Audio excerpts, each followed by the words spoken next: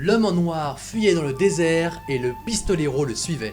Bienvenue dans cette première vidéo qui se concentrera sur mes impressions à travers un ouvrage unique, que dis-je, énorme. Je me voyais mal commencer cette chaîne sans commencer par vous citer, car c'est le livre qui m'a fait aimer la littérature.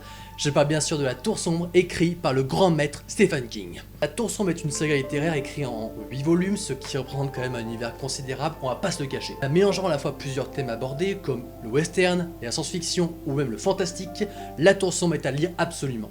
Mais de quoi parle réellement le premier tome intitulé Le Pistolero que j'ai entre les mains? L'histoire raconte celle d'un homme, un pistolero en gros, c'est-à-dire un homme de western qu'on pourrait assimiler à Clint Eastwood et pas à Idris Elba s'il vous plaît.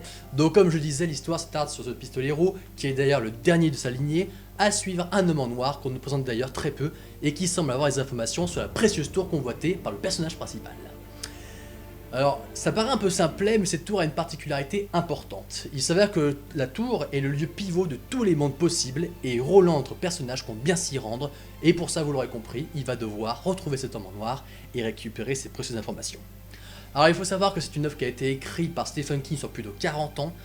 Il me semble que le premier tome a été écrit lorsque King avait 17 ans, donc c'est absolument énorme comme monde.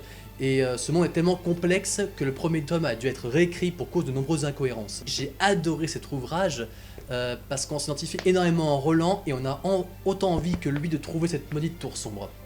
Mais il y a un côté en lui qu'on trouve détestable. Il est prêt à tout pour aller au bout de son périple, quitte à sacrifier les gens qu'il aime, et c'est ce qui en fait un enfoiré de première, on pourrait dire. Et c'est pour ça que j'adorais le détester.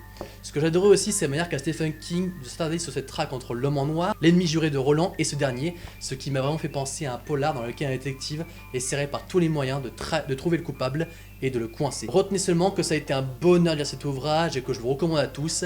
Voilà, c'est fini. Si j'avais un conseil à vous donner, ce serait de lire tous les volumes avant le film qui va sortir en janvier chez Sony, parce que ça va être un massacre comme Hollywood sait si bien le faire. Prenez soin de vous, lisez beaucoup, parce qu'un lecteur averti en vaut deux.